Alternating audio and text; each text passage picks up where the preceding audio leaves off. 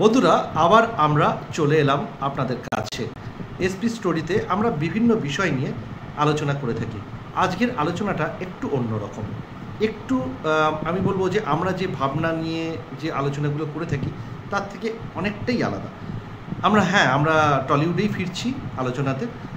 আমরা এই বেশ কয়েক বছর যাবৎ একটা নতুন বিষয় আমরা দেখতে পাচ্ছি, সেটা হলো স্বল্প দৈর্ঘ্যের সিনেমা।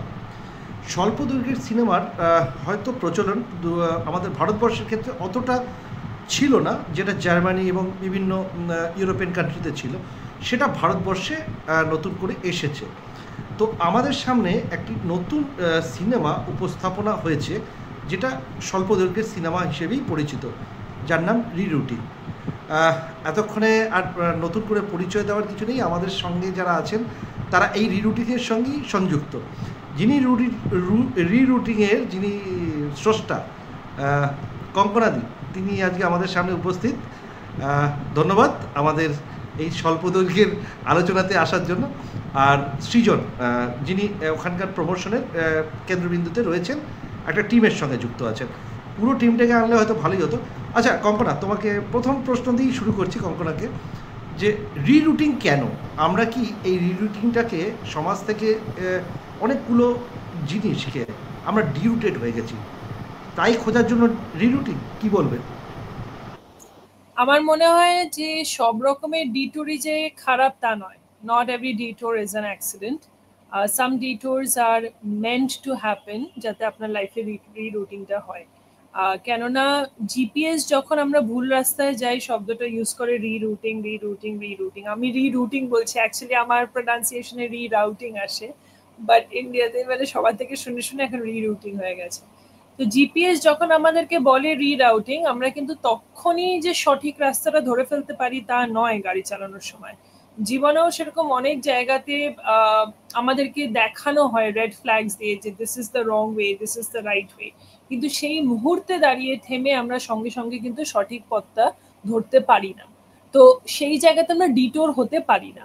তো এইখান থেকেই রিরুটিংটা আনা, এবং রিরুটিং এর একটাই জিনিস ছিল যে প্রত্যেকটা আমরা যেটা এতক্ষণ অব্দি দেখেছি যে it doesn't have any one kind of interpretation, it has several interpretations। মানে প্রত্যেকটা মানুষ নিজেদের একটা ধরনের ইন্টারপ্রিটেশন তৈরি করছে সিনেমাটা দেখার পরে, এবং যারা একবার দেখছে তারা এক ধরনের ইন্টারপ্রিটেশন বার করছে, যারা 3বার দেখেছে তাদের এক ধরনের হয়েছে, একজন লোক আছে যে 5বার দেখেছে এবং বলেছে আমি 5বারে অন্য অন্য রকমের ইন্টারপ্রিটেশন পেয়েছি। সুতরাং রিরুটিং কিন্তু লাইফেও ওরকমই হয়, যে কখন কিভাবে আসছে, কখন কিভাবে আপনার মোডটা পাল্টাবে সেটা আপনি বুঝতে পারবেন না। So that's the basic idea of the name. যে আর গল্পটাতে একটা যেটা মধ্যবিত্ত কথা আছে, যে দুটো চরিত্র একে অপরকে রিরুট করতে পারে কিনা একটা রাতের ঘটনা দিয়ে, সেইটা দেখানোর জন্য নামটা হচ্ছে রিরুটিং। কিন্তু আমরা এতদিনে যেভাবে অডিয়েন্স রিয়াকশন পেয়েছে, I feel nothing could have been more apt of a name than rerouting. So that's এখানে একটা প্রশ্ন এসেই যাচ্ছে। বর্তমান সমাজে অর্থনৈতিক সংকট একটা বড় সংকট, এবং সেখানে দাঁড়িয়ে একটা মেয়েকে রাতের বেলায় গাড়ি চালাতে হচ্ছে।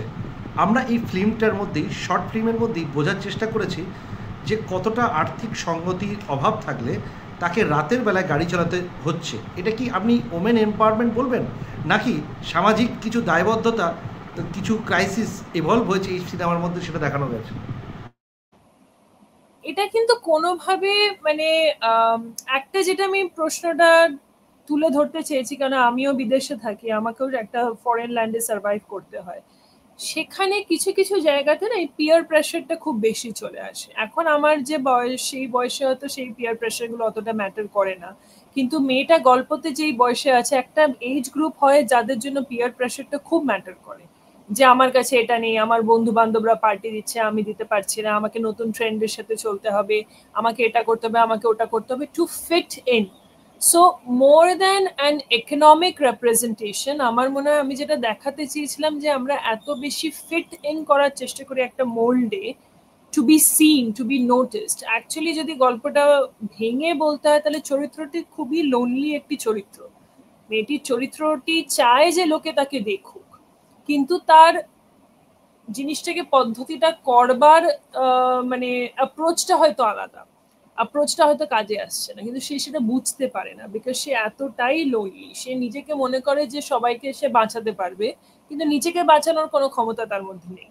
সো এখানে অর্থনৈতিকভাবে আমি সেইভাবে কোনো প্রশ্ন তুলতে চাইনি, এখানে জাস্ট এটাই দেখানো মানে যে আমরা কতটা নিজেদের ডেসপারেশন লেভেলটাকে নামিয়ে দিই বা এগিয়ে চলি to fit in for the peer pressure.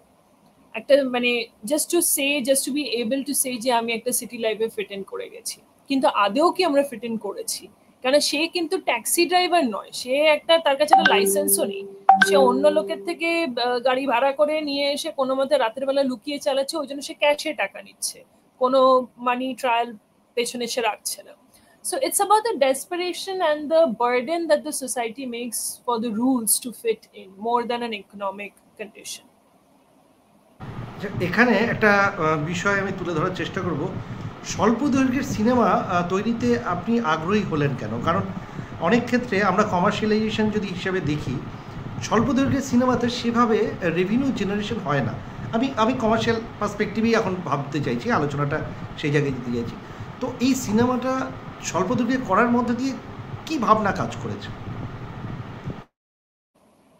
এই সিনেমা বলে নয়, আমার দেখুন, আমার কাছে স্বল্প দৈর্ঘ্য ফিচার ফিল্ম এইগুলো কোনোদিনই ম্যাটার করেনি। আমি যেই স্কুল অফ থট থেকে আসি, বা আমি যেই ধরনের পড়াশোনা, মানে আমার যেহেতু স্কুলিংটা অ্যাক্টিং বা ফিল্ম মেকিং এর জন্য হয়েছে লস অ্যাঞ্জেলেসে, সেখানে না এই গ্যাপ অফ মানে short film, feature film, web series এগুলো অনেকটা কম আছে। সেখানে at the end of the day ভালো গল্পকে জায়গা দেওয়া হয়। তো আমি আগে যা শর্ট ফিল্ম করেছি সেটি 16 মিনিটেরও হয়েছে, কিছু 47 মিনিটসেরও হয়েছে, এটি হচ্ছে 38 মিনিটের। আমার কাছে as A I am not a writer, I M A director who writes, আমি আমার গল্পগুলো লিখি। তো আমার কাছে লেখার সময় দিন, আমি এডিটিংটা দেখতে পারি, তো এডিটিং অনুযায়ী আমার লেখা থাকে, তো সেই হিসেবেই আমার পেজ কাউন্টও আগে থেকে করা থাকে। তো আমার মনে হয় যে প্রত্যেকটা গল্পের একটা নিজস্ব লিমিটেশন আছে, নিজস্ব দৈর্ঘ্যতা আছে, এবং সেটার মানে এই নয় যে এই গল্পটা ফিচার ফিল্ম হতে পারতো না, নিশ্চয়ই হতে পারতো, কিন্তু আমি যখন লিখেছিলাম তখন আমার কাছে মনে হয়েছিল যে আমি এখানেই এটাকে শেষ করতে চাই। আমার এই সাইকোলজিক্যাল থ্রিলারের এই দুনিয়াটাতে আমি এই এন্ডিংটাই চেয়েছিলাম। একটা রাবার ব্যান্ডকে যদি আপনি টানতে থাকেন, রাবার ব্যান্ডটা কিন্তু স্ট্রেচ হবে, কিন্তু একটা পয়েন্টের পরে গিয়ে সেটা ছিঁড়ে যাবে, এবং ছেঁড়ার পরে আপনার হাতেই আর সবার আগে লাগবে। সুতরাং অহেতুক একটা গল্পকে স্ট্রেচ করা just to fit the mould of a feature film genre, commercialisation ভাবার জন্য, তার থেকে আমি গল্প বানাবো না, তার থেকে আমি বসে থাকবো যেদিনকে একটা ভালো ফিচার ফিল্মের প্রডিউসার পাবো সেদিনকে বানাবো। আমার ভালো লাগে গল্প বলতে, তাই জন্য আমার কাছে টাইমটা আমার কাছে কোনোদিনই আগে মাথায় আসে না। আমার কাছে সবার আগে হচ্ছে যে গল্পটা আমি কনভে করতে পারছি কিনা, তার জন্য যতই সময় লাগুক। একটা বিষয়, বিদেশে অনেকদিন কাজ করেছেন, ওখানে আপনি অধ্যয়নও করেছেন এই এই রিলেটেড ফিল্ডে। টলিউডে কাজ শুরু হলো, অভিজ্ঞতা কেমন? অভিজ্ঞতা ভালো মন্দ মিলিয়ে। মন্দটা কিন্তু ক্রিয়েটিভিটির দিকে নয়, ক্রিয়েটিভ লোকজন প্রচুর আছে আমাদের ইন্ডাস্ট্রিতে। মন্দটা হচ্ছে ডেডিকেশন এবং ডিসিপ্লিনের মধ্যে। কেননা আমার যেটা সব থেকে বেশি, আমি খুব স্পষ্ট কথাই বলি এবং অনেকে হয়তো মনে করবে যে এটা না বলা উচিত, বাট আমি যেটা ফেস করেছি, আমার এক্সপিরিয়েন্স হচ্ছে এইটা, যে আমি যেহেতু লস অ্যাঞ্জেলেসে কাজ শুরু করেছিলাম, নিজের বাড়ির দেশে, নিজের দেশে এসে কাজ করবার একটা ইচ্ছে সবার থাকে, তাই জন্যই বাংলাতে সিনেমা বানানো। আমার যেটা মনে হয় যে আমাদের এখানে একটা ডেডিকেশন, একটা ডিসিপ্লিন খুব অভাব আছে, একটা পাংচুয়ালিটি, লোকের সময়ের দাম তার খুব অভাব আছে। আমাদের এখানে হায়ারার্কির একটা সিস্টেম চলে আসে সেটে, যখনই মানে আমরা যখন কোন একটা অ্যাডভার্টাইজমেন্টেরও কাজ করি এলেতে, নিশ্চয়ই ডিভিশনস আছে, যে গ্যাফারের team, lighting team, camera team, এই টিম সেই টিম, কিন্তু কি বলুন তো, খাবারের সময়টা অন্তত আমরা সবাই মিলে একসাথে বসে খাচ্ছি। তো তাতে কি হয় যে একটা আন্তরিকতা তৈরি হয়, তাতে কি হয় যে আমি আমার টিমটাকে জানতে পারছি, আমি আমার পরিবারটাকে জানতে পারছি। দুদিনের জন্যই হয়তো পরিবারটা থাকবে, কিন্তু তারা at the end of the day they are the team. এখানে সেই ডিসপ্যারিটিগুলো এতটা বেশি হয়ে যায় যে কখনো না কখনো, কোথাও না কোথাও গিয়ে আমরা শুধু আমাদেরটুকু বুঝে বেরিয়ে যাই। তার ফলে আমার যেটা মনে হয় যে এখানে অনেক সময় গল্প ভালো হওয়া সত্ত্বেও না, সবকটা ডিপার্টমেন্ট একসাথে সেই গল্পটা বলছে না। একই গল্পটা বলছে না, কোথাও না কোথাও একটা গ্যাপ রয়ে যাচ্ছে। এবং ক্রিয়েটিভিটির যেমনি আমি আবারও বললাম যে আমাদের দেশে এত গল্প, এত কালচারালি রিচ গল্প বলবার সুযোগ, সেখানে আমার জাস্ট মনে হয় যে ওয়ার্ক এথিকটা বা ওয়ার্ক কালচারটা যদি একটু চেঞ্জ হতো, তাহলে জিনিসটা অনেকটা বেশি এগোতে পারতো। কেননা আমরা খুব লিমিটেশনে চলে এসেছি, খুব স্টেরিওটিপিক্যাল আইডিয়াসে চলে এসেছি যে এই লোকটা এরকম দেখতে, তাকে এরকমই হতে হবে, এর বাইরে হওয়া যাবে না। তো সেই আমি জিনিস একটা আমি একটা অন্য বিষয় তুলে ধরার চেষ্টা করব। বর্তমানে বিভিন্ন ওয়েব সিরিজ আমরা ওটিটি প্ল্যাটফর্মে দেখছি, এবং যেখানে বিভিন্ন সামাজিক যেমন অবক্ষয় রূপটা তুলে ধরা হচ্ছে, ঠিক তেমনিভাবে অনেক রিচ কালচার, মানে রিচ ওরিয়েন্টেশন, মানে ফ্যামিলি ইকোনমিক রিচ ওরিয়েন্টেশন দেখা যাচ্ছে, যার ফলে অনেক অডিয়েন্স এটার সঙ্গে নিজের একাত্মবোধ কানেক্ট করতে পারছে না। তার ফলে কি অনেকটাই অর্নামেন্টাল সিচুয়েশন। কিন্তু ওয়্যারাজ আমরা যদি একটু ব্যাকে যাই, যেমন মেঘে ঢাকা তারা, বিভিন্ন সিনেমা, ঋত্বিক ঘটক, তরুণ মজুমদার, এইসব ফিল্মগুলোতে ডেপিকশনটা ছিল খুব ক্লোজলি, যে আমি আমার ফিল্ডে আমি বিচার করার চেষ্টা করছি, সেই বিচার্য বিষয়টা কানেক্ট করতে পারছি না। তা আপনি কীভাবে দেখবেন এই কানেক্ট করাটা যাচ্ছে না কেন?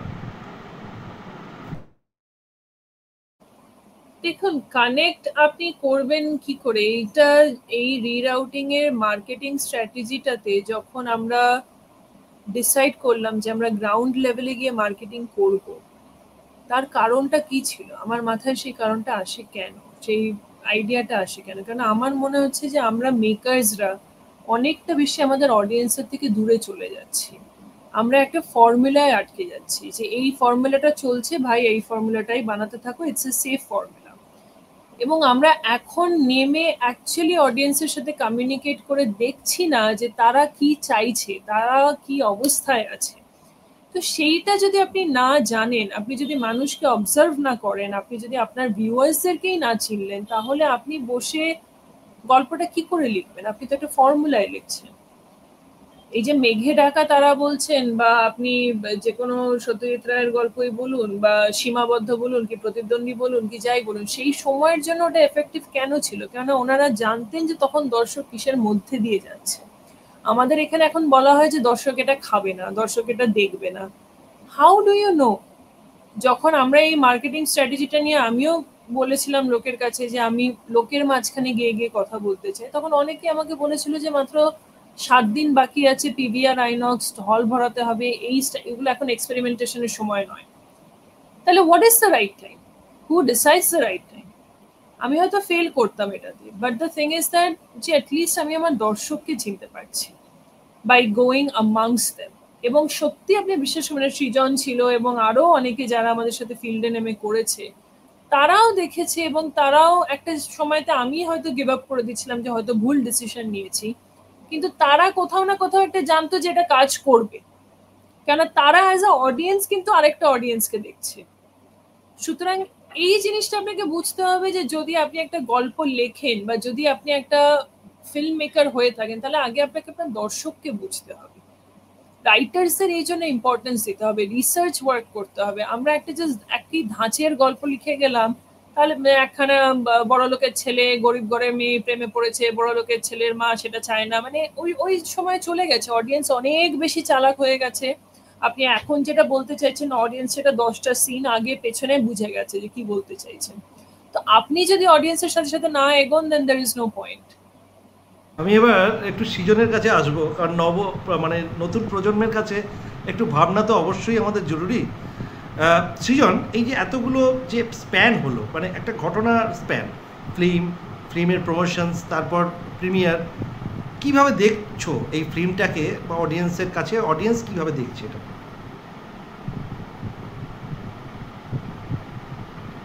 কথা আমরা 30শে জুন আমাদের আইনক্সে যে অ্যাটেন্ডেন্স হয়েছিল, আমাদের 700টা রেজিস্ট্রেশন করা হয়েছিল all total for the year. তো ইকো হচ্ছে, হ্যাঁ। তো 700টা রেজিস্ট্রেশন হয়েছিল, তার মধ্যে থেকে টার্ন আউট হয়েছে 600+। তো দর্শক, আমি বলবো আমাদের প্রমোশনের তরফ থেকে যদি দেখি, এটা হয়তো একটু লাউডলি বলো, লাউডলি বলো, একটু লাউডলি। আচ্ছা, ঠিক আছে। এটা হয়তো প্রথমবার ইন লং টাইম, বা মানে হয়তো দর্শক বেসিক্যালি দেখেনি যে একজন ডিরেক্টর, একজন অ্যাক্টর, তার সাথে তাদের টিম রাস্তায় নেমে লোকেদের কাছে গিয়ে তাদের সিনেমার প্রচার করছে, তাদের ফিল্মের প্রচার করছে, বলছে যে এসে দেখো। আহ, কারণ সেই ব্যাপারটা হচ্ছে যে যেমন কঙ্কনাদি কথাটা বলেছিল যে মেকার্সদের মধ্যে আর দর্শকের মধ্যে যে গ্যাপটা তৈরি হয়ে গেছে, তার জন্য একটা ইয়ে চলে দর্শকদের মধ্যে একটা ভাবনা শুরু হয়ে গেছে যে এদের এদের আশেপাশে হয়তো আমরা যেতে পারবো না কোনোদিন, এদের থেকে মানে আমরা একটা স্ট্যান্ডার্ডাইজেশন হয়ে গেছে যে ওরা মানুষের থেকে হয়তো বেশি, আর আমরা সাধারণ মানুষ। তো এই প্রমোশনটা তরফ থ্রু এই নোশনটাকে ব্রেক করা গেছে যে হ্যাঁ, আমরা যারা সিনেমা বানাচ্ছি তারাও সাধারণ মানুষ, তারাও কিন্তু অন্যান্য সাধারণ মানুষের কাছে গিয়ে বলছে যে আমাদের এই সাধারণ একটা বই দেখতে আসুন। এমন কিছু নাই যে বইটা যে খুব ফ্ল্যামবয়েন্ট, বিশাল, বিগার দ্যান লাইফ সিনেমা, সেটা তো নয়। বইটা খুব সাধারণ একটা স্টোরি, সেটাকে একটা রকম ভাবে কোম্পানিতে দেখিয়েছে, তার নিজের দৃষ্টিভঙ্গি দিয়ে দেখিয়েছে। কিন্তু যে ক্যারেক্টার আছে তার খুব সাধারণ মানুষই কিন্তু এট দি এন্ড অফ ডে। তো আমার মনে হয় আমি যেহেতু শুধু প্রমোশনের দিকটাতে ছিলাম, আমি ওটা এক সপ্তাহ আমাদের পুরো টিম, আমরা প্রায় আমাদের মানে বেসিক্যালি দেখা হয়েছিল একটা মিট অ্যান্ড গ্রিটে, ওখান থেকে পুরো টিম আর কি কোম্পানিতে বলেন যে এই প্ল্যান করছি, তোমরা যারা জয়েন করতে চাও তোমরা আসো। And thankfully and I am grateful যে এত লোক এসেছিল। আমরা প্রায় 6-7 জন একসাথে মিলে আমরা রাস্তায় বেরিয়ে বেরিয়ে আমরা প্রচার করেছি গোটা এক সপ্তাহ। ইয়ে ছোট ছোট পোস্টার বানিয়ে লোকেদের কাছে গিয়ে ট্রেলার দেখিয়ে তাদের রিয়াকশন দেখিয়ে। ইনফ্যাক্ট বরুণ স্যার, যিনি 85+ বছর বয়স, উনি নন্দনে আমাদের সাথে এসে নন্দনে হেঁটে লোকেদের কাছে গিয়ে বলেছেন যে আমাদের এরকম একটা শর্ট ফিল্ম আইনক্সের মতন থিয়েটারে দেখানো হচ্ছে, আপনারা আসুন দেখে যান।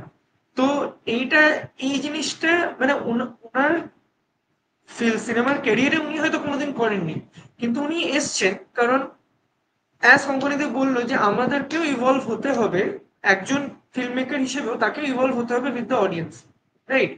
উনিও এসছেন, আর উনিও সাধারণ মানুষই একজন, অনেক কাজ করেছেন ঠিকই, কিন্তু at the end of the সাধারণ মানুষই।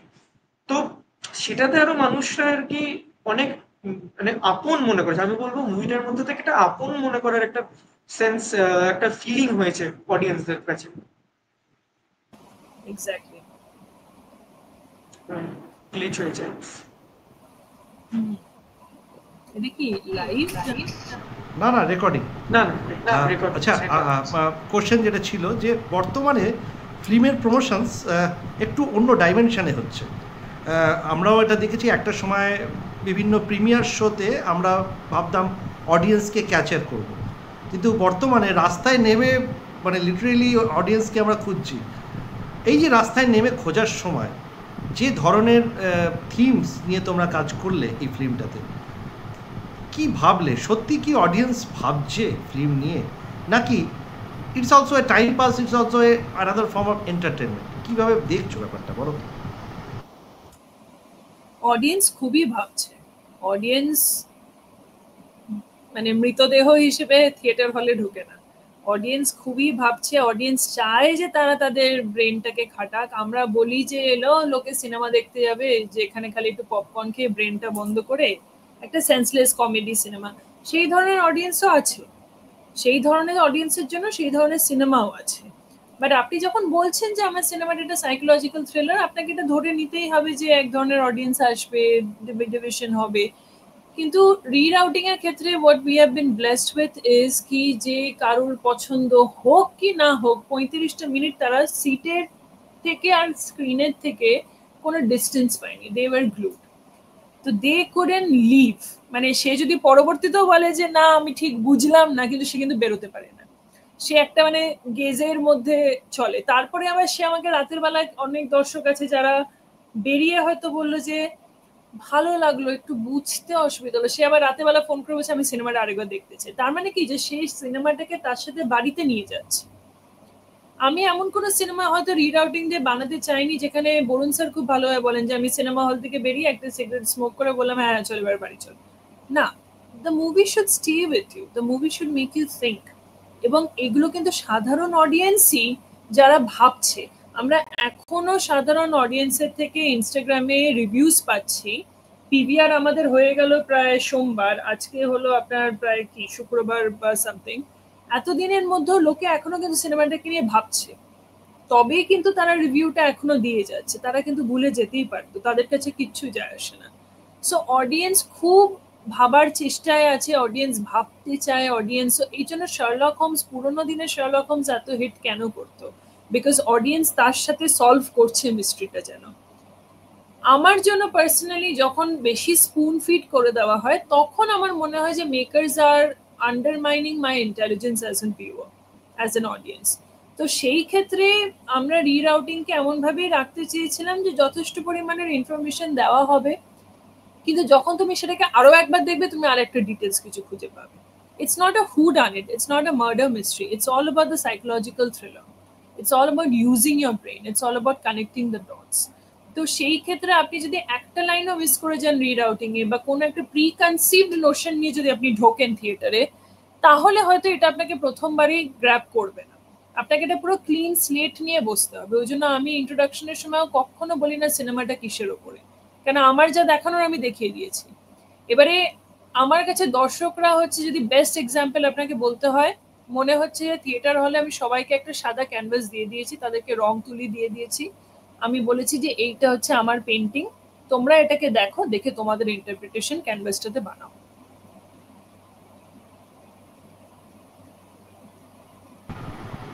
একটা অদ্ভুত বিষয় আমার কাছেও ফিল্মটার মধ্যে লেগেছে, মানে নিজেকে কোশ্চেন করছি ফিল্মটা চলাকালীন, যে এরপরে কি এরকম হওয়া উচিত ছিল নাকি এরকম হওয়া উচিত ছিল। এটাই তো কানেক্ট করে, মানে বেসিক্যালি অডিয়েন্স সিনেমার মধ্যে এটাই কানেকশান, যেটা অনেক সিনেমার ক্ষেত্রে একসময় দেখেছি বাংলা সিনেমায়, বর্তমানে সেগুলো খুঁজে পাই না। এটা আক্ষেপ, এবং অনেক পুরনো অডিয়েন্স যারা আছেন ফিল্মের তারাও আক্ষেপ করেন। আমি বলতে চাইছি মার্কিন যুক্তরাষ্ট্রে অনেক সময় অনেকটা বছর থাকছেন, সেখানে ফিল্মের যে ক্যাটাগরি, কিছু ক্লাস অফ পিপলসের জন্য এই ফিল্মগুলো কি খুব ক্যাটাগরাইজ, নাকি এটা অনেকটাই বেশি জেনারেলাইজড, এরকম স্বল্প দৈর্ঘ্যের সিনেমা, এরকম ভাবনার সিনেমা, এরকম অ্যাবস্ট্রাক্ট মাইন্ডেড সিনেমা, কি বলবেন? ফর ইউনাইটেড স্টেটস আপনি জিজ্ঞেস করছেন? না, সেখানে গল্প হচ্ছে আসল জিনিস, সেখানে গল্পর বাইরে আর কিছু নেই। তো সেই ক্ষেত্রে কিন্তু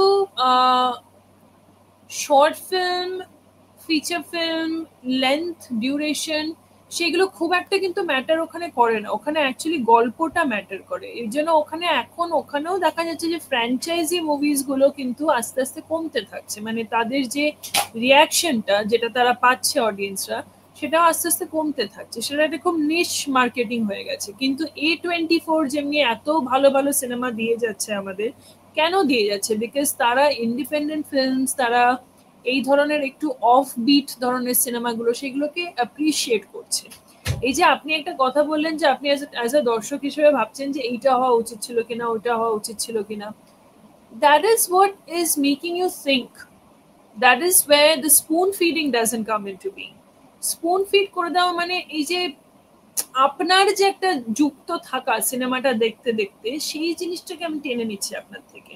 এবং মানে এখনকার সময়তে বসে সিনেমাগুলোতে সেই জিনিসটার অভাব হচ্ছে আমার মনে হয়, বিকজ আমরা খুব ভয়তে আছি যে লোকে বুঝতে পারবে না, লোকে দেখতে আসবে না।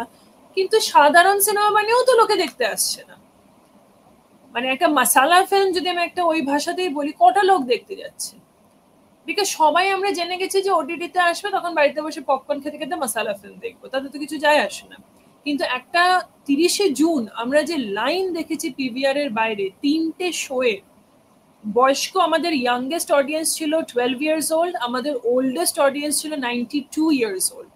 এই যে একটা হিউজ রেঞ্জ অফ অডিয়েন্স আমরা দেখছি একটা শর্ট ফিল্ম, মানে আমার এই শর্ট ফিল্ম বলতেও কথাটা খুব গায়ে লাগে, একটা স্বল্প দৈর্ঘ্যের সিনেমার জন্য এই রেঞ্জ অফ অডিয়েন্স আমরা দেখছি, এবং প্রত্যেকের মানে এক একটা ইন্টারপ্রিটেশন আমরা দেখছি। প্রত্যেকে যেন বরুণ চন্দ্রকে একটু অন্যভাবে খুঁজে পাচ্ছে, যারা বরুণ চন্দ্রকে সীমাবদ্ধ সময় থেকে দেখছে বা যারা ধরো লুটেরার সময় থেকে চিনছে, প্রত্যেকটা জেনারেশন একটা অন্যরকম ভাবে খুঁজে পাওয়া, এবং সবারই না মানে একটা লিঙ্গারিং ব্যাপার রয়ে যাচ্ছে। তো আমার মনে হয় মার্কিন রাষ্ট্রে বলুন কি যাই বলুন, আমাদের একটা জিনিস বুঝতে হবে যে আমাদের নলেজটা না খুব মানে, how do I say this without sounding obnoxious, মানে ছোটবেলা থেকে আমরা ফ্রাজাইল ভেবেছি যে কিন্তু অ্যাকচুয়ালি হলিউডে গিয়ে আমি বুঝেছি যে international film is not Hollywood, Iranian films, European films, Italian films, Spanish movies, they are the true international films. এবং সেখানেও কিন্তু এই যে মানে দ্য বুরকা সিটি যদি আপনি দেখেন, যেটা নিয়ে এত কন্ট্রোভার্সি চললো ছেলেদিন about Laapataa Ladies and all, it's a beautiful short film, it's a beautiful short film. এবং ওই শর্ট ফিল্মটা দেখার পরে আমার আর মনে হয়নি যে আমি এটাকে ফিচার ফিল্ম হিসেবে দেখতে চাই।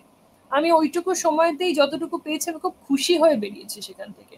তো আমাকে এইটা ইন্টারন্যাশনাল প্ল্যাটফর্ম শিখিয়েছে যে গল্পটা যতটুকুই বলো না কেন, দর্শককে ধরে রাখো এবং দর্শক যেন একটা আনন্দের ফিলিং নিয়ে বা কিছু একটা ফিলিং নিয়ে যেন থিয়েটার থেকে বেরোতে পারে, instead of thinking about the commercialization and the money aspect of it always. বর্তমান সময়ে নতুন কেউ যদি ইন্ডিপেন্ডেন্ট ফিল্ম মেকার হতে চায়, কারণ তার কাছে একটা বড় সমস্যা ক্যাপিটাল। আমরা এটা দেখেছি, ক্যাপিটালের অভাবে অনেক ফিল্ম ডাইরেক্টররা তারা হারিয়ে যায়, এবং তাদের জন্য আপনি কি ভাববেন? কারণ আপনাকেও এমন একটা স্ট্রাগল পিরিয়ডের মধ্যে দিয়ে যেতে হয়েছে, সেটা যদি কিছুটা শেয়ারও করেন আমাদের অডিয়েন্সকে খুবই ভালো লাগবে। তো এই লড়াইটার মধ্যে কতটা ডিভিডেন্ড পেলেন, আর কতটা আপনি আর্ন করলেন আপনার এক্সপিরিয়েন্স, সেটা পজিটিভ হতে পারে, নেগেটিভ হতে পারে, বলতে পারেন। আমরা জানতে চাইছি, কারণ কোনো ইন্ডিপেন্ডেন্ট ফিল্ম মেকার সেও যখন এটা নিয়ে ভাববে, সেও মানে এটার ভিতরে ইনভলভ হতে চাইবে, তার জন্য আপনার একটা বার্তা থাকবে। It is hard. It is very hard. It's a very lonely journey. It's very hard. আমি প্রায়ই মানে এখন আমার এই টিমটা তৈরি হয়েছে পিভিআর এর জন্য, কারণ আমি আর একা লড়তে পারছিলাম না। সো টিম প্রায়ই আমাকে ভেঙে পড়তে দেখেছে, and they have been there by my side. Because একটা জিনিস কি হয় যে আপনি যখনই একটা নতুন কিছু করবার চেষ্টা করবেন, তখন the whole entire force will come against you. সেটা যে কোনো দিকেই হোক, একটা মার্কেটিং স্ট্র্যাটেজিতে হোক বা একটা শর্ট ফিল্মকে প্রথমবার কোনো মাল্টিপ্লেক্সে আনাতে হোক, যাতেই হোক না কেন, আর কিছু সংখ্যক লোক সত্যিই আপনার পাশে থাকবে। তো it's a very lonely journey. বলা সহজ যে বানাও, গল্প করো, এই করো, সেই করো, এখন তো ফোন তুলেই শ্যুট করা যায়, খুব বলা সহজ, কিন্তু তারপর কি? তো এই তারপর কিটা যেভাবে আমি শিখছি উইথ রিরাউটিং, মার্কেটিং করতে গিয়ে, কারণ আমি কোনোদিনও এর আগে আমার কোনো সিনেমাকে নিয়ে মার্কেটিং করিনি। আমি বানিয়েছি, ফেস্টিভ্যালে গেছে, দ্যাটস অ্যাবাউট ইট। বাট রিরাউটিংটা এমন একটা জার্নি আমাদের হয়েছে, এবং সেটা হয়েওছে because of the audience's reaction. যে তারা এমন এমন অডিয়েন্স আছে যারা 6 বার সিনেমাটা 6টা ডিফারেন্ট জায়গায় দেখেছে। সেখান থেকে অ্যাজ আ মেকার আমাদের একটা মানে কনফিডেন্স নয়, একটা বিলিভ সিস্টেম আসে যে this is meant two be taken to places. সেখান থেকে হয়তো আমার গিভিং আপ অ্যাটিটিউডটা আসে না, কিন্তু every night I Cry, every night I question myself যে কেন আমি সিনেমা বানালাম। এবং টাকা জোগাড় করে একটা কোয়ালিটি, সব থেকে বড় কথা হচ্ছে আমার মনে হয় ইন্ডিপেন্ডেন্ট ফিল্ম মেকারদের আগে নিজস্ব একটা টিম তৈরি করা উচিত, creative team, forget about everything else. একজন আপনি যদি ডিরেক্টর হতে চান, তাহলে একটা সিনেমাটোগ্রাফারকে খুঁজুন যে আপনাকে বুঝবে, যে আপনার গল্পটা বুঝবে, এবং কম বাজেটের মধ্যেও সে কোয়ালিটিকে কম্প্রোমাইজ করবে না। It's the most hardest thing to do. দ্বিতীয় হচ্ছে আপনার গল্পকে সলিড করুন। গল্প যদি সলিড হয় তাহলে you can manoeuvre around anything and everything. তৃতীয় হচ্ছে আপনার এডিটরকে সলিড খুঁজুন, কারণ এডিটরই কিন্তু গল্পটাকে তুলে ধরবে আসলে লাস্ট ভার্সন দর্শকদের কাছে আপনার সাথে বসে। এই টিমটা যদি আপনি পান, এই টিমটা যদি আপনার ভালো মন্দ, দুঃখ, হাসি সব মুহূর্তে আপনার পাশে থাকে, তবেই কিন্তু অ্যাকচুয়ালি গিয়ে আপনি একটা কোলাবোরেটিভ এফর্ট বলতে পারেন এটাকে। ফিল্ম মেকিং এর collaboration is not only while you're filming. The collaboration happens when you're not filming. যে মুহূর্তে আপনি কাজ করছেন, প্রি প্রোডাকশনের সময়, লেখার সময়, সেইটা হচ্ছে অ্যাকচুয়াল কোলাবোরেশনের সময়। তো আমার মনে হয় ইন্ডিপেন্ডেন্ট ফিল্ম মেকার্সকে আমি এটাই বলতে চাই যে দেখুন আমিও এখনো উই আর স্ট্রাগলিং, আমরা এখন স্ট্রাগল করছি এত দূর একটা জার্নি নিয়ে এসে একটা শর্ট ফিল্ম কি যে একটা ওটিটি প্ল্যাটফর্মে যেতে গেলে আর কি কি করতে হবে, how do you get noticed, তো সেটাও আমাদের একটা এখন নতুন স্ট্রাগল। তো এই জিনিসটা আমার মনে হয় যে it's a never ending process because we are fighting against a bigger fight. Um, it's very unfortunate. I have nothing to say that will probably motivate or something, but I can only say ki find your tribe. Find your tribe. নিজের like minded লোকজন খোঁজো যারা তোমার পাশে থাকবে এবং তুমিও তাদের পাশে থাকবে। আর গল্প লিখতে গেলে না আগে লোককে বোঝো, নিজের দর্শককে বোঝো, নিজেকে বোঝো, তারপরে গল্পটা লেখো and then make it happen somehow. I honestly don't have a clear cut solution to that because I myself am lost half of the time. সেই একটা প্রশ্ন এসেই যায়, মার্কেটিং নিশ। আমি এবার সৃজনের কাছে আসবো, অনেকক্ষণ ধরে সৃজন আমাদের সঙ্গেই রয়েছে। সৃজন, এই যে প্রমোশন করতে গিয়ে তুমি যে কাজ যেটা ফেস করলে, প্রথম কথা তুমি একজন ইয়ঙ্গার জেনারেশনের পক্ষ থেকে একজন রিপ্রেজেন্ট করছো, এই ভাবনাটা এলো কেন? এই ফিল্মে প্রমোশনস এই ভাবনা এলো কেন? এটার ফার্স্ট, তারপরে বলো যে এই স্ট্রাগলিং পিরিয়ডে তুমি কঙ্কনার সাথে ছিলে, কিছুটা এক্সপিরিয়েন্স যদি শেয়ার করো, এই পিভিআরে যাওয়া, প্রিমিয়ার তৈরি করা, প্রিমিয়ারে নিয়ে আসা, এই একটা ছোটোখাটো একটা জার্নিটা যদি তুমি একটু ছোট্ট করেই বলো।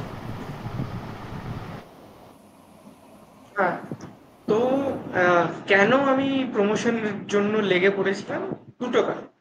এক, সিনেমা আমার ভালো লাগে, মানে I am an aspiring film maker, ইচ্ছা আছে শেখার, শিখছি।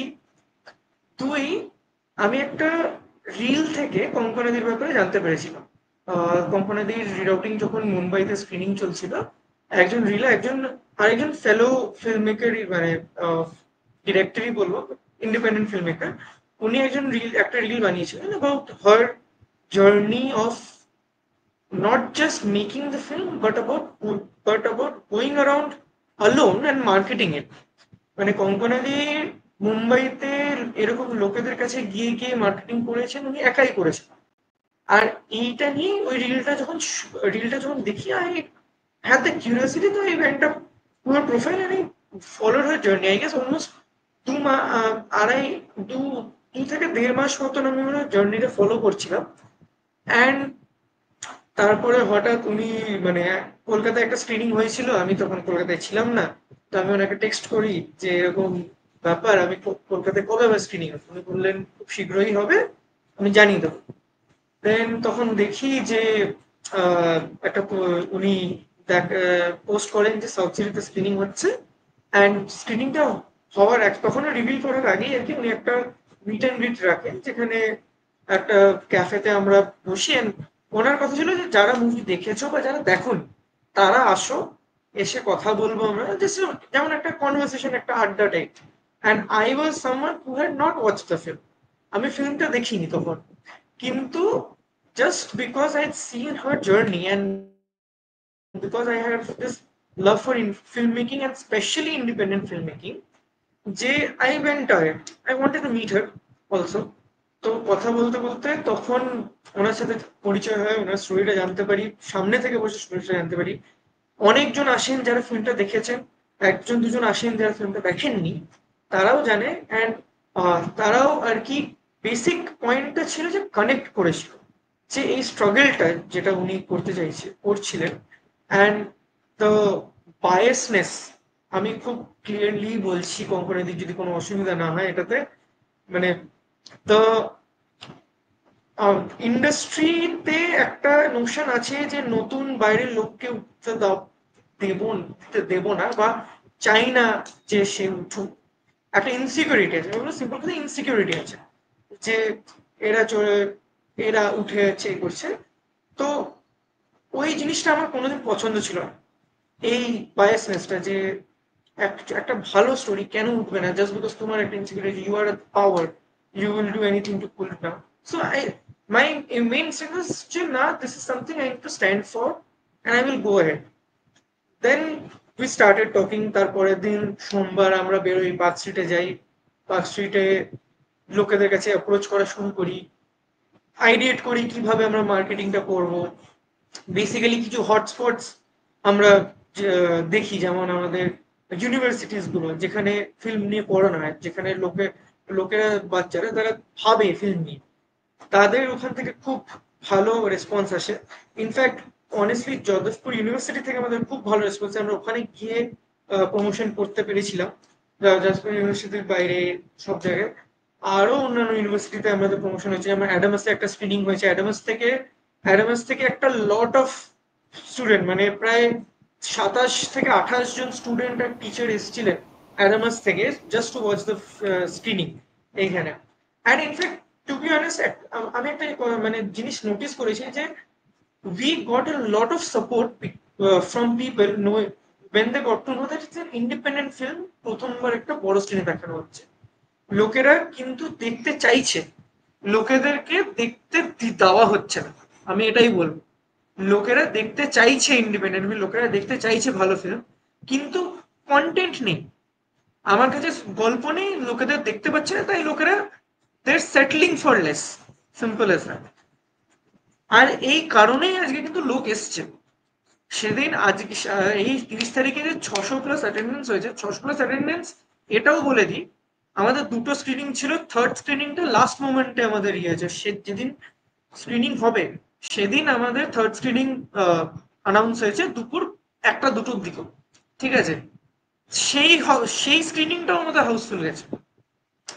তো তুমি সেটা মানে আই থিঙ্ক যারা দেখবে এটা তারাও বুঝতে পারছে যে এই ক্রেজটা আছে লোকেদের মধ্যে, লোকেরা চাইছে ভালো কন্টেন্ট, বাট তাদের কাছে তারা উপায় পাচ্ছে না। আমাদের বেঙ্গলি ইন্ডাস্ট্রি থেকেও উপায় পাচ্ছে না, অন্যান্য ইন্ডাস্ট্রি থেকেও খুব লিমিটেড অপশনস হয়ে যাচ্ছে। তো আমার I think that is why our promotion also work a lot, যে তারা দেখছে, তার দে হ্যাড। আরেকটা জিনিস যেটা বলবো, যে আমরা যেহেতু লোকেদের কাছে গিয়ে প্রমোট করেছি, একটা ট্রাস্ট ফ্যাক্টর তৈরি হয়েছিল যে হ্যাঁ এটা নিশ্চয়ই ভালো হবে, আমরা যাবো। সেই ট্রাস্ট ফ্যাক্টরটাও খুব বড় ভাবে কাজ করে, যেটা দূরে থেকে একটা অ্যাডভার্টাইজমেন্ট দেখে সেই ট্রাস্ট ফ্যাক্টর তৈরি হয় না যতটা তুমি সামনাসামনি গিয়ে কথা বলছো। বিকজ যতক্ষণ ইন্টারেক্ট করছিলাম না একটা গ্রুপের সাথে, সো মানে অ্যাটলিস্ট 5 মিনিট 10 মিনিট দাঁড়িয়ে ইন্টারাকশন চলছিল, ওই ইন্টারাকশনটা ট্রাস্ট ফ্যাক্টর তৈরি হচ্ছিল লোকেদের মধ্যে। আমার এটাই বলো। আমি কঙ্কনার কাছেই আসবো আবার, যে এই ফিল্মটার প্রমোশনস তুমি নিশ্চয়ই কলকাতার মধ্যে সীমাবদ্ধ রাখবে না, কারণ এই ফিল্মটার আরও ব্যাপ্তি ঘটুক, এবং আমরা পার্সোনালিও চাইছি, যেহেতু এই ফিল্মের থিমটা অনেক মানুষকে কানেক্ট করতে পারছে, তাহলে গোটা ভারতবর্ষের ক্ষেত্রে বিশেষ করে মানে এখানে মাল্টিলিঙ্গুয়াল সিনেমাই বলবো এটাকে, কিছুটা ইংলিশ, কিছুটা বেঙ্গলি, আর কিছুটা তো সাবটাইটেল রয়েছে। তো মাল্টিলিঙ্গুয়াল সিনেমা হিসেবে গোটা ভারতবর্ষের ক্ষেত্রে প্রমোশনের কিভাবে দেখছো, আর তোমার ভবিষ্যৎ পরিকল্পনাটা যদি একটু বলো। প্রমোশন আমার এটাই থাকবে, মানে আমরা একটা বড় জিনিস করতে চলেছি যেটা এখনো আমরা অবভিয়াসলি ডিক্লেয়ার করিনি, কিন্তু তোমার প্ল্যাটফর্মে হয়তো আমরা বলতে পারি যে আমরা এবারে আমাদের এই রিল যেটা দেখে সৃজন এসছিল ক্যাফে মিটে, সেই রিল দেখে একজন কেরালা থেকে আমাদের কলকাতাতে শুধু স্ক্রিনিংটা দেখতে এসেছিল। মুভিটা সে এতক্ষণে বোধহয় 6বার দেখে নিয়েছে, সে রোজ রাতে শুতে যাওয়ার আগে মুভিটার ক্লাইম্যাক্স সিনটা লুপে দেখে। So that is the effect of the film. আমার কাছে প্রত্যেকদিন অন্তত এক্সাজারেট না করে যদি বলি, উড়িষ্যা, আহমেদাবাদ, আপনার চেন্নাই, ব্যাঙ্গালোর, কেরালা, ইউকে, ইউএসএ তো আছেই, এখান থেকে সবাই মেসেজ করছে যে আমরা দেখবো কি করে সিনেমাটা। খালি ট্রেলারটুকু দেখে লোকে এতটা ইন্ট্রিগড হচ্ছে যে they are like we need to watch the film, can you please make it happen. তো মার্কেটিং স্ট্র্যাটেজি আমার একই থাকবে। আমরা খুব শিগগিরই সাউথ সাইডে ঢুকতে চলেছি এবং খুব বড়ভাবে ঢুকতে চলেছি। সাউথে প্রথমবার কোনো বাংলা শর্ট ফিল্মকে দেখানো হবে, খুব শিগগিরই আমরা সেটা অ্যানাউন্সমেন্টও করব। সাউথেও কিন্তু যখন আমি লোকের সাথে কথা বলছি, যারা ওখানে মার্কেটিং এর লোকজন, তারা যখন আমাদের জার্নিটা শুনছে, তাদের একটাই বক্তব্য যে এরকম আমরা কোনোদিনও করিনি, বাট দিস ইজ ফ্যাসিনেটিং, এটা আমরা কেন করিনি। তো আপনি আসুন, করুন, আমরা আপনার পাশে আছি, এবং দেখি না যে এটা কাজ করে কিনা। তো এইরকম লাইক মাইন্ডেডনেস লোককে নিয়ে দেখুন কি কাজ করবে কি কাজ করবে না লাইফে, nobody has the guarantee with them before even they start. আপনি করছেন, করুন, কাজটা হবে কি হবে না সেটা লাস্টে গিয়ে আপনি বুঝতে পারবেন, বাট যদি আপনি অ্যাটেম্পটই না করেন then how do you understand? তো মার্কেটিং স্ট্র্যাটেজি আমার ইম্পর্টেন্ট থাকবে।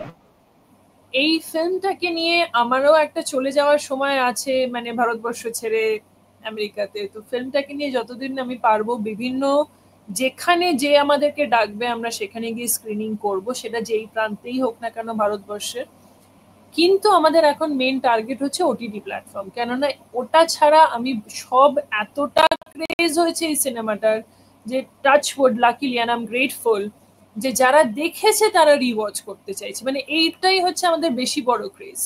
যারা দেখতে চাইছে সেটা তো একটা আলাদা দর্শক, যারা দেখেছে তারা বলছে আমরা ওটিটিতে আসলে রিওয়াচ করব, রিওয়াচ করব, রিওয়াচ করব, রিওয়াচ করব, এটা হচ্ছে তাদের স্টেটমেন্ট।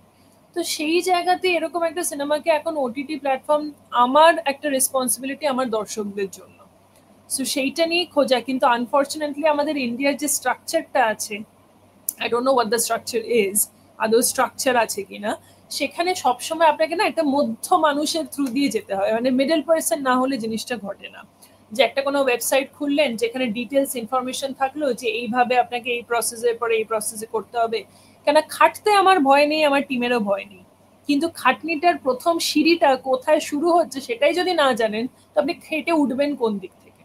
সো এইটাতেই আমরা এখন একটু আটকে আছি। তাই জন্য আমরা সবাইকে রিকোয়েস্ট করছি যদি কারোর কাছে কোনো সাজেশন থাকে যে এই ওটিটিতে যান, ওই ওটিটিতে এইভাবে, এই লোককে যোগাযোগ করুন, we are more than open to do anything and we are more than open to receive any suggestion. তো এখন তিনটেই জিনিস, মার্কেটিং স্ট্র্যাটেজি চেঞ্জ হবে না, হ্যাঁ একটু হয়তো টুইকিং হবে, কিন্তু গ্রাউন্ড লেভেল বরাবর থাকবে, কেন আমি আমার দর্শকদের চিনতে চাইবো, এটাই হচ্ছে আমার প্রথম প্রায়োরিটি। সেকেন্ড, ভারতবর্ষের যে কোনো প্রান্তে যতদিন আমি আছি ভারতবর্ষে যে ডাকবে তাকে গিয়ে আমি সিনেমাটা দেখাবো, ছোট বড় বলে কিছু হয় না, স্কুলরা ডাকলেও দেখাবো, থিয়েটার ডাকলেও দেখাবো। থার্ড, আমরা এখন ওটিটি প্ল্যাটফর্ম খোঁজার চেষ্টা করছি, so that is the basic thing. অনেকটা আলোচনাই আমরা কমপ্লিট করলাম। অবশ্যই ফিল্মের সফলতা আমরা সবাই কামনা করব, এবং কিছুটা বিষয়ে আলোচনাও হলো যে কিভাবে প্রমোশনস করা যায়, এবং ভবিষ্যতে হয়তো আরও রিরাউটিং নিয়ে আমরা বিভিন্ন আলোচনায় আসব। কারণ রিরাউটিং এমন একটা সিনেমা বহু দিন পর, বহু বছর পর অডিয়েন্স পাচ্ছে মাল্টিলিঙ্গুয়াল হিসেবে। সেখানে ইংলিশ ল্যাঙ্গুয়েজ যেভাবে ফ্লুয়েন্টলি বলা হয়েছে, বেঙ্গলিও বলা হয়েছে। ফিল্মটা যদি কোনো অবাঙালিও দেখে, ফিল্মটা বুঝতে তার অসুবিধা হওয়ার কথা নয়। এটাই ফিল্মটার মেন ইউএসপি আমি যেটা বুঝলাম, এবং এর জন্যই ফিল্মটা হয়তো আরও ব্যাপ্তি লাভ করবে, এবং সেই উইশ তো রইলই। তো সুস্থ থাকবেন কঙ্কনা আর সৃজন, একটা নতুন ভাবনা নিয়ে এগোচ্ছ। আমরা এরকম আরও যদি তোমাদের টিমকে আরও কয়েকজনকে পেতাম, তাদেরও একটা এক্সপিরিয়েন্স শেয়ার করার সুযোগ থাকতো আর কি। ইন ফিউচার হয়তো আমরা সেই প্ল্যানটাও করব। ততক্ষণ সুস্থ থাকুন, এই ফিল্মের ব্যাপ্তি ঘটুক, এটাই চাই। কিছু বলবে অডিয়েন্সের জন্য লাস্ট? তারা স্প্রেড দ্য ওয়ার্ড, যারা দেখোনি তারা, I really am trying for an OTT platform. তোমরা নিজেরা আমাদেরকে লিখে জানাও যে তোমরা এরকম একটা কোনো সিনেমা ওটিটিতে আসলে দেখতে চাইবে কিনা। আর 11ই জুলাই নন্দনে আমরা একটা ফিল্ম ফেস্টিভ্যালে কম্পিটিটিভ সেকশনে চুজ হয়েছি। তোমাদের কাছে, কলকাতার দর্শকদের কাছে সেটা আরেকটা সুযোগ আছে এসে রিডআউটিং দেখার, বিকেল 5:30টায় 11ই জুলাই। আর আমরা খুব শিগগিরই সাউথ সাইডে ঢুকছি, তো সাউথের লোকেদের কাছে একটা অপরচুনিটি আসছে, এবং ওটিটির জন্য fingers cross. So please spread the word, সবাই ইজ ইয়োর আপনি যা